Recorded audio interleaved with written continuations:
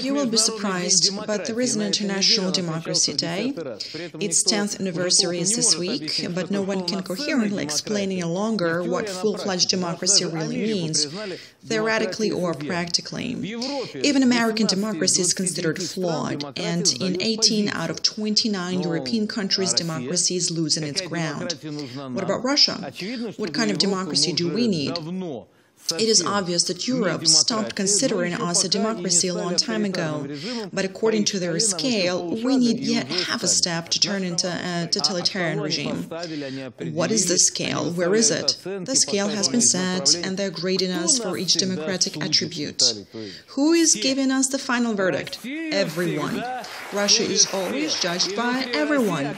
And within Russia, there are people who clutch their heads and say, "Oh my God, we have yet again been misunderstood," while others say, "This is not a big deal. Once they get us, they will repent, but then again, they will start to try to change us, as always."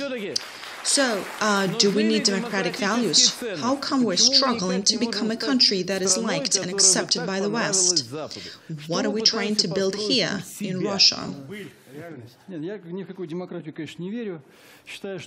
I do not believe in democracy, and I think that government by the people has never existed and is not expected or foreseeable.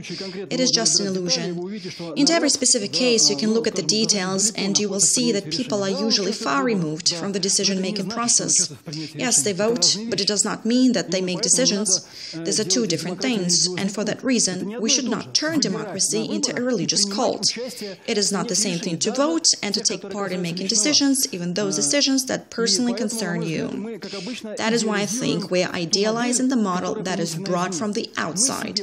We have envisioned for ourselves a democracy, as we previously envisioned the West, that has never existed and never will exist. And we're trying to compare our reality with an illusion we have concocted in our own minds. This model of democracy exists in our heads, but does it really exist? This is a bigger question. Some say that Western countries are the evidence of democracy, but of course it is not the case. What they have is a result of their historical development and experience. But within this experience, they have had hundreds of years of colonialism when they sucked out tons of goods and resources from the colonies. There are also historical examples when tyrants came to power in the result of democratic elections. Take Germany, for example. Is their current prosperity the absolute evidence of a true nature of democracy?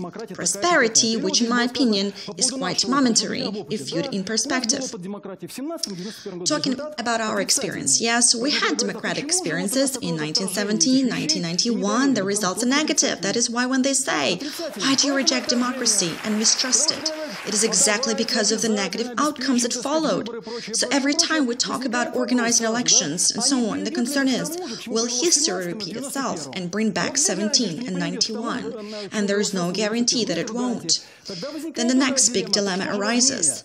What is more important, democratic principles or self-preservation? That's more important, and most often, really, for the majority of sane people, self-preservation is more important. They don't believe that democratic procedures will provide for anything, but they know the experience of destruction, and as a result, self-preservation is a bigger value for them. And the fact that corruption and other negative schemes arise as a result of this choice is inevitable.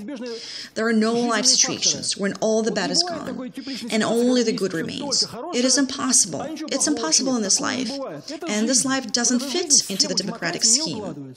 In my opinion, what really is important are the goals. Is democracy a goal? No, it is not a goal. So then what is a goal? So we need to determine these goals. These goals need to be determined. Well, is it prosperity? We have to determine what is more likely to lead to the achievement of these goals within the specific conditions of the Russian Federation now. It is impossible to strategize for 50 years ahead if we elect the government every 4 years. So we should not do that. That is my deep conviction. We often say, look at the Chinese. They can plan for 20, 30 years ahead. Look at the USA, and so on. Why is that possible? It is possible because there is a consensus among the ruling elites.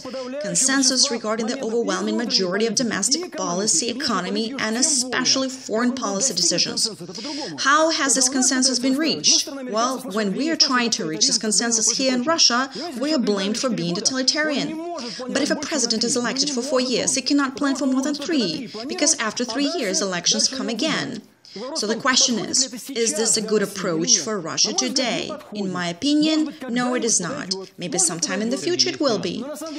In reality, the goals are more important, while the means of their achievement can be debated. But if a particular approach doesn't lead to the goal, then it should not be iconized. Yes, as for corruption, it is a popular topic. Everyone is against it, and we should fight it. But if we give finances to the local authorities, I believe that corruption will only get bigger. This is what is most likely to happen. He does not believe in people. Well, maybe he knows them better. No, they don't believe in Russian people, even a little bit. I believe in Russian people. Well, we had those who believed in Russian people and who tried to go into the people, but they were usually beaten. And really various things happened. Well, faith is a religious term. If we look at it from a religious perspective, then let's not talk about technologies. Yes, but you believe that central control will be successful. This is also faith. No, what I'm telling you is that central control can be successful under certain conditions.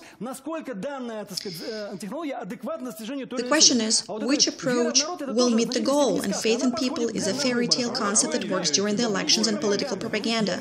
I believe in concrete people, but not in flawless populists. There is no populist like that.